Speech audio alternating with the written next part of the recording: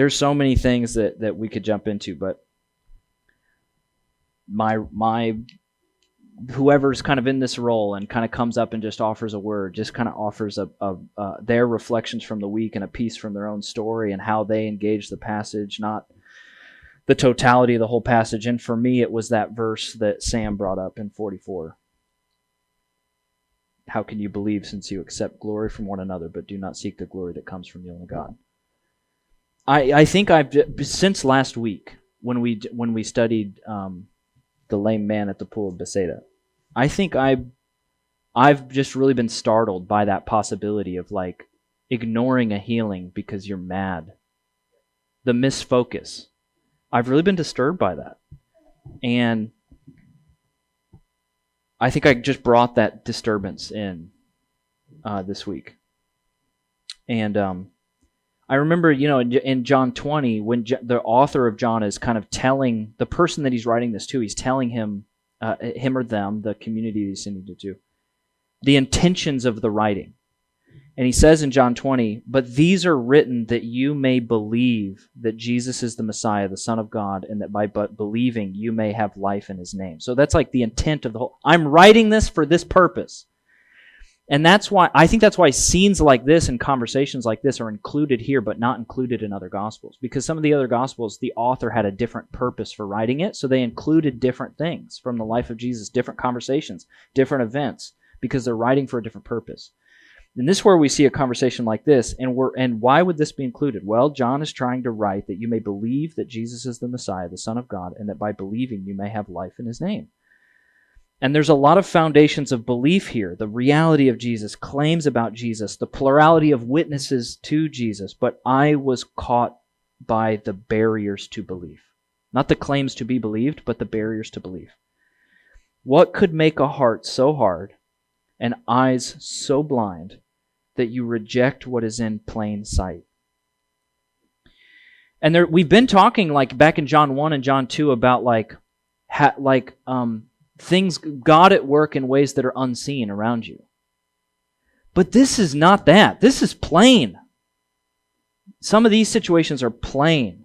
They're right in front of you. They're not hard to see. What could make a heart so hard and eyes so blind that you deny numerous witnesses?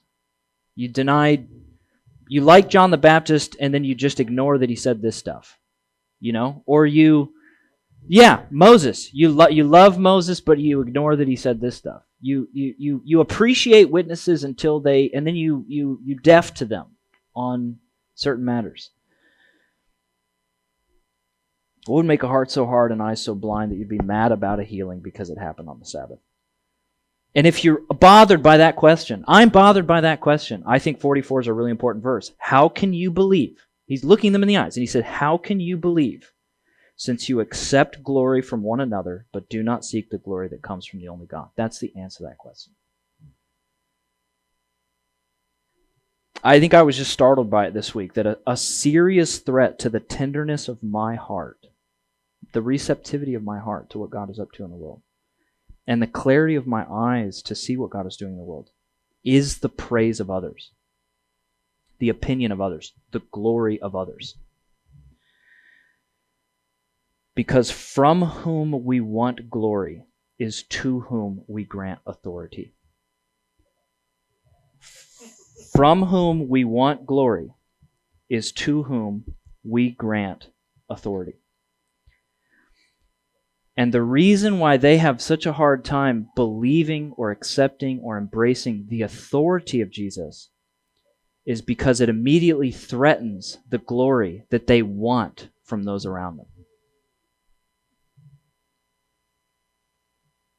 Our staff team just has been we've been going through a 12-week resource called the Calm, Aware, Present Journal. It is a tool, a 12-week journal that helps people learn techniques and tools around managing leadership anxiety. Managing anxiety that comes from leadership responsibility, teams, family dynamics, not just the anxiety that's clinical or personal or acute, but the anxiety that's chronic, and it exists not just in me, but between us and between others. And it kind of goes, it's like a sickness. It can spread, and it requires differentiation. tools to hijack it and take power over it. I think we're in week 9. So we're very calm and aware and present now. We've conquered it. But I think it was either last week or 2 weeks ago, one of the topics for that week, we're kind of going through universal internal sources of anxiety. And one of them is what the guy that wrote it, his name is Steve Cuss. He calls it managing the giants on your shoulders. That's what he calls it. And what he means are those people whose voices carry a lot of weight in your life, so that you often bring them with you into a lot of what you do, wondering what they might say, answering to predicted critiques, trying to make them proud, striving for their approval, wondering about their reaction when they find out about it.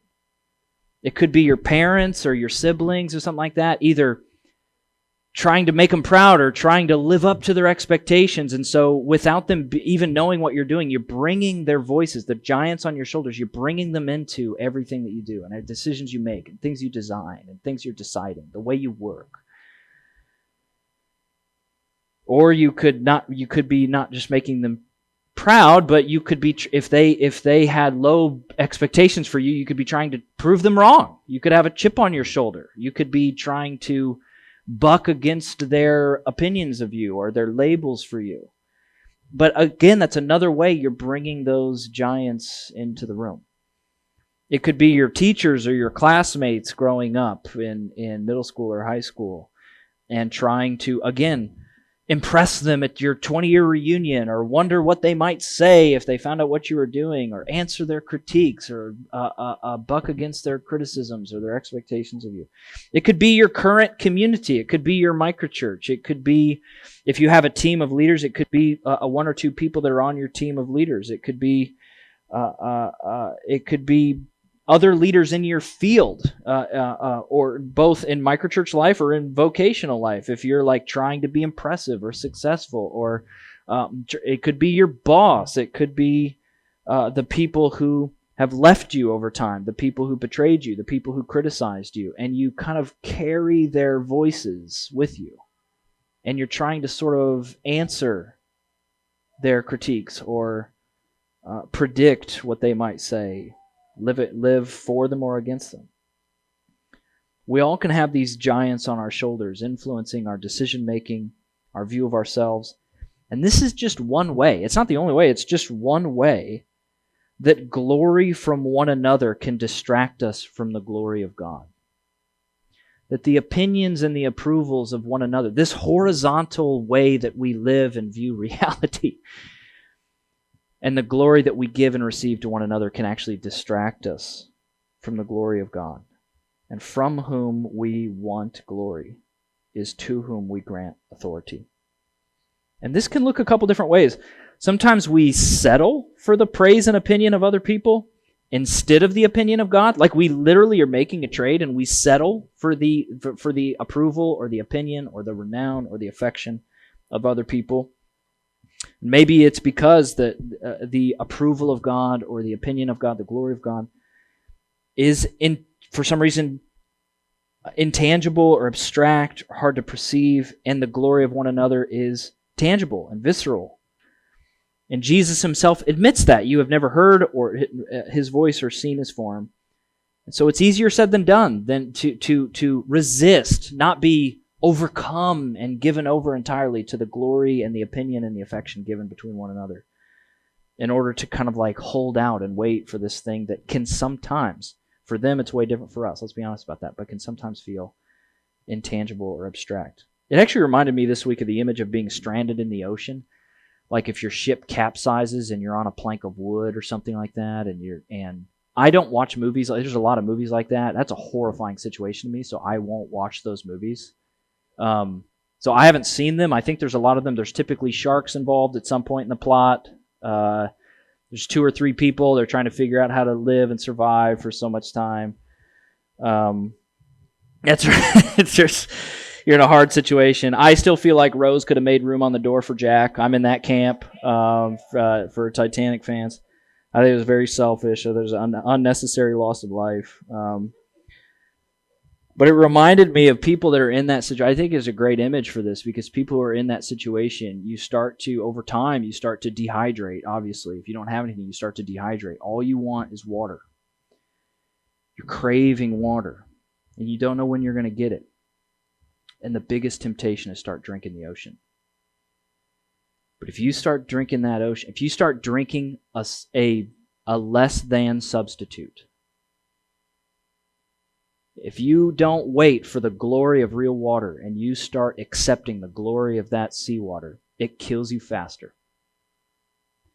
And there, I read several. I won't mention all the details because again, it's horrifying. I can barely read them. But there's situations where people were stranded at sea, and they were stranded at sea for 8-9 months.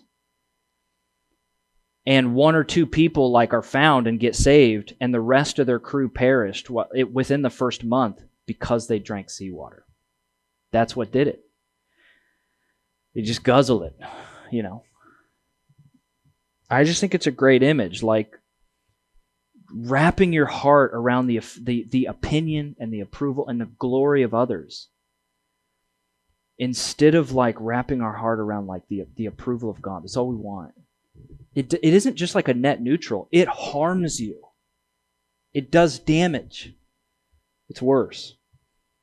I was discouraged this week meeting with 2 different ministry leaders. Not a part of the underground. I'm not going to name them. 2 different ministry leaders teams in this city, in Tampa, who have in the last year, in 2023, have shifted organizationally away from Jesus, primarily to secure more grant funding. I do think ministries and churches right now are experiencing a really hard time financially everywhere. The lag effects of the COVID and inflation and economy and all that kind of stuff. And generally, I actually don't think any of those factors have to matter. I just think Christians have almost entirely lost a vision for generosity, what generosity is, how to do it, steward your resources intentionally. And there's barely a pulse of leadership around that. And so everybody's experiencing these constrictions in their budgets. And there's one way where 5 years ago you could say, we would never take a step away from Jesus. But then when you actually are under budget constraints and you've got grant funding hanging out and all it says is you just can't be explicitly Christian organization for one reason or another in order to get this. The temptation there, jobs are on the line, salaries are on the line. The institutionalization of our resources and our programs on the line. And I'm just really sad this week because one of them you would know, and it's a remarkable organization. And I was actually running down the road of hey, is there a way we can work together or something like that? And they just gutted their organization of Christian language. The founders, managers team is all believers, but they just gutted the organization because they have to go get the grant funding. And it's just this small way. It's just this little, again, it's not the whole thing, but it's this small way that the glory of others, the approval of others is traded. We settle for that. It's traded instead of the glory of the Lord. And it's one of the reasons I've had such a high regard for so long for people like the team at Created and the leaders at Created and the Well. The John D at the Well, man, I wish he was here this morning. They've had to make those decisions over time. They've come into situations. John's come into situations with his board of directors where the board is we should probably get a little bit less. And he's y'all must have not known who we are and what we're about. Y'all must have not known, I was in a room. I wasn't going to tell the story, but I'll tell it now.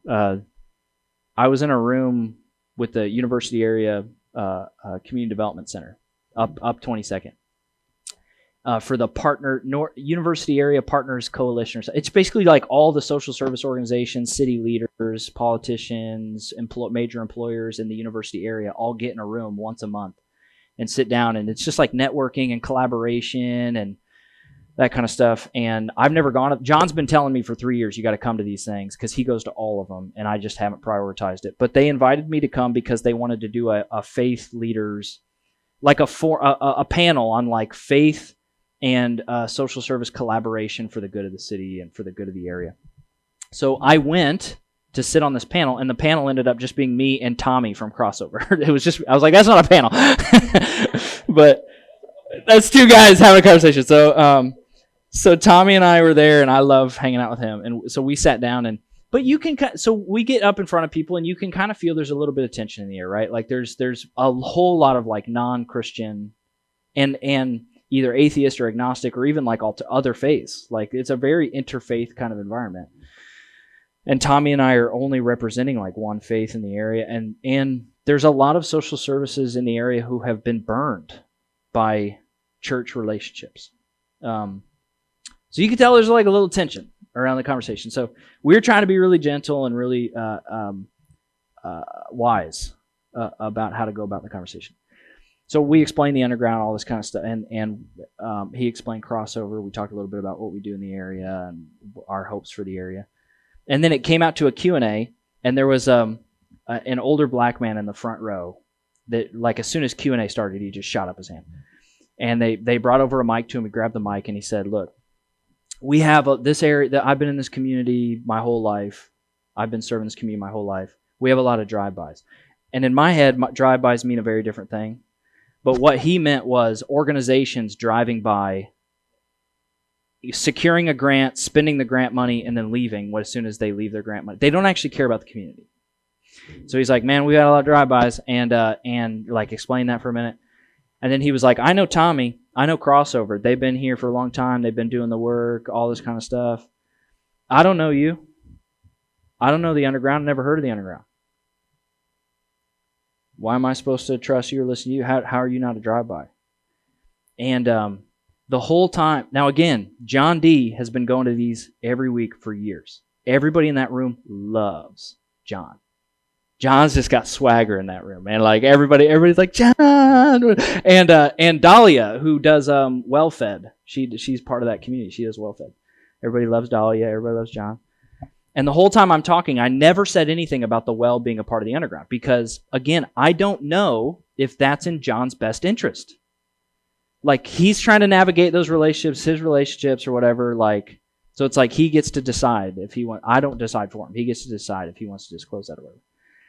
So this guy gets done, and before I could answer, and I was like sitting there thinking, how do I answer this? And before I could answer, John D. stands up and he says, Rusty, you know me. And Rusty's like, yeah, we love you. He's like, I'm underground. And he's like, wait, what? You're underground? He's like, yeah, we're like Jesus people. We're a part of this community. And then Dahlia stands up. She's like, you know me. You know Well-Fed community. We've been to classes in the area. And Rusty's like, yeah, we love Well-Fed. We love your team. She's like, we're underground. And then Tommy's like, you know me. You know Crossover or whatever. Like, underground does our books, our finances. We couldn't exist in whatever. And then there were other people I didn't know that stood up, and they have a relationship with the underground clinic. And they were like, we're underground. I was like, I don't know. Yeah, right. And there was somebody else that stood up, and they have a relationship with Nancy Hernandez, that, like, helping Puerto Rican families. And they were like, we're underground. And it just, like, this started this thing or whatever. And it was just this great environment where, like, there were, again, it was like a little bit tense or hostile or whatever. You just weren't sure. And then you just had all these people stand up and basically like, we're like following Jesus. We're all like followers of Jesus trying to invest in this community. Like all these people just started popping up. And every single one of them that popped up, they were probably taking a little bit of a relational risk with other collaborations and partnerships that were in the room. With other people's willingness to work with them, fund them, lend resources, all that kind of stuff. And it was just like one by one, people were just taking that risk. And I was just reminded this week of that situation. Created had a similar situation where they were sitting in front of, I had to go with them. It was like 3 weeks ago.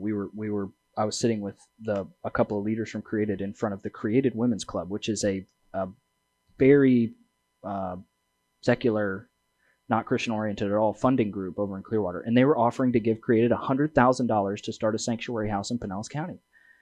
And they're sitting there, and one of the questions was like, you seem to be like a Christian organization, like a Jesus-y type organization. Like, we're a little uncomfortable with that. And Paula, like, without the interim executive director over there, Paula just without a beat was just like, yeah, we're about Jesus. Like, we want women to know Jesus. Hope that's not a problem. we would still like that money. We'd still like that money. Sometimes we settle for the praise and opinion of others instead of the opinion of God. It's a temptation. And sometimes we don't just settle. Sometimes we actually can equate the approval and opinion of God as the approval of others. I used to love this principle. I still like it, but it's just got an edge, a shadowy edge that I've learned over time.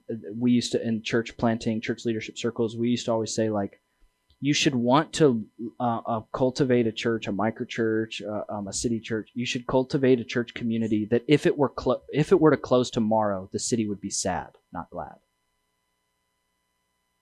If your church were to close tomorrow, would the city be glad or sad?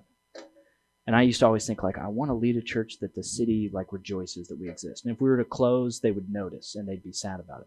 Now, I understand what that saying's trying to say. Like don't exist in isolation and suck people from, suck resources and people away from the city and, like, not actually demonstrate the kingdom in any way, like, care about people's human dignity in any way.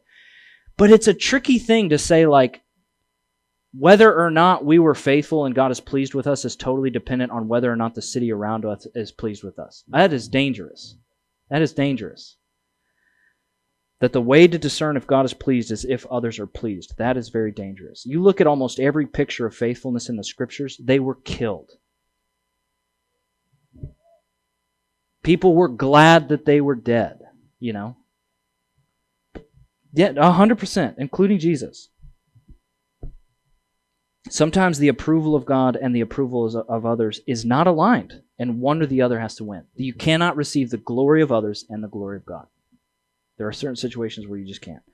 But sometimes they are aligned, where you're getting both. You're actually doing a thing that God is very pleased with, but actually others are very pleased with also.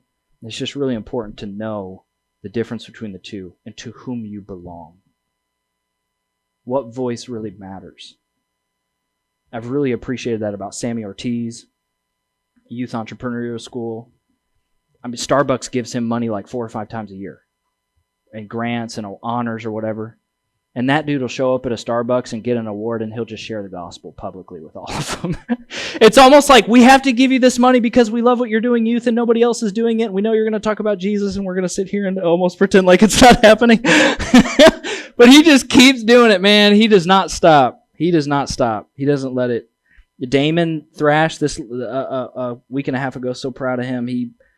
He received, if you don't know him, he spent 17 years incarcerated on a drug trafficking charge, was arrested when he was 23 for, like, leading a drug trafficking enterprise throughout the Southeast, and had a 20-year prison sentence, but had to serve 25-year sentence, served 17 of it. And he got out, and he's been helping to start and lead a microchurch for 10-plus year incarcerated people re-entering society to help them start businesses because they're otherwise unemployable. And he received a week and a half. And when he got out, he went through some stuff. Some of you know about that. He went through some stuff. So he actually had to go back into prison really briefly, but it was on a false accusation. And then he got back out and was homeless for a while, and we kind of tried to help get around him. But he actually went to an event the other night down in West Tampa and received an award from the county sheriff, of all people, for his work in the city. From the county sheriff. It'd be real easy for Damon to feel like, I made it.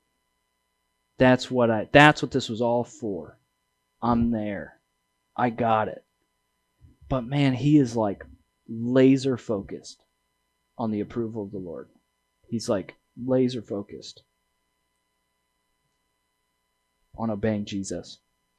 Whether we're settling for the approval of others instead of God, or equating the approval of others as the approval of God, what it does either way is that it pulls our eyes down. It's that great C.S. Lewis quote that was read earlier. A proud man is always looking down on things and people, and as long as you're looking down, you cannot see something that is above you. If the worship team wants to come up, I'll just end and invite us into a response of communion. The end result of that horizontal gaze of, like, giving and receiving glory from one another, and that kind of hijacking our ability to actually believe. The end result of that horizontal gaze is to eventually, either quickly or slowly, to eventually diminish the authority of God entirely. We try to start to fit Jesus into our horizontal gaze. We try to pull him down from his supremacy. We try to pull him down from his high seat. And we bring Jesus closer to our level. And he becomes just one voice to be considered among many voices. Just one factor to be considered among many factors. A glory to receive among many glories. An opinion to integrate with many opinions. And it's one of the earliest steps to creating God in our own image. Because we only feel free to do that when we've stopped looking up. When we've stopped noticing just how different from us he actually is. And we've started becoming convinced of our own authority because of glory collected from others. That's not our authority to define reality for others, to define reality for ourselves, to define who I am, to define my future. That is not our authority, but we become convinced of it because of glory collected. Do you guys see any of these commercials from the He Gets Us? These He Gets Us commercials? The He Gets Us campaign? Anybody seen those? If you watch football this afternoon, you'll see one or two of them. I mean, there's like millions of dollars going into this campaign. And I know the guys that are putting it on, and I actually really love what they're trying to do. But it's basically these quick commercials where they'll show like a picture or an image. There's like almost no, it's silent. There's almost no like words or picture or music. It's silent to almost like disturb you, because commercials are typically not silent. So you're watching it, and it's typically like an image or something of a person who's sad or a person who is at a protest or something like that. And then it'll just say, like if it's a person who's sad, it'll say a quick thing. The screen will go black, and it'll say, Jesus was sad too. He gets us. And it says hegetsus.com, you know. Or there will be a picture of like a protest, and it'll be like, Jesus was mad about injustice too. He gets us. You go to hegetsus.com. And I actually really love what they're trying to do. Like they're trying to have like a catch point where you connect people to the story of Jesus, the person of Jesus, in a way that maybe they're unfamiliar with or weren't thinking of. And what they do is they go to that website, and it's like, if you need help, if you have questions, if you're exploring Jesus, if you're depressed, if you're anxious, all these things, let us know. We want to get you help. And then there's this like network of leaders and pastors in every city that are ready to like field those requests. It's like this mass media-based kind of evangelism strategy. And again, I want to be clear. I'm being recorded. I love you guys. I love what you're trying to do. What bothers me every time I watch those commercials, every time I see those commercials, is that every commercial makes it seem like that Jesus is like us. That is not true and not good. He Gets Us is great because he understands us, he empathizes with us, he loves us. He's been through what we've been through, that's great. But he is not like us. And it makes it feel like we've pulled him down and made him just like us. Every time I watch those commercials. And I'm telling you, no person in Scripture and no person that I've ever known were drawn into submission to Jesus because he is like us. Not one. On the contrary, his empathy and his love actually pacify our terror at how not like us he is. Our trembling at just how other than us he is. At just how holy he is. At just how supreme he is. And so let's raise our eyes again today.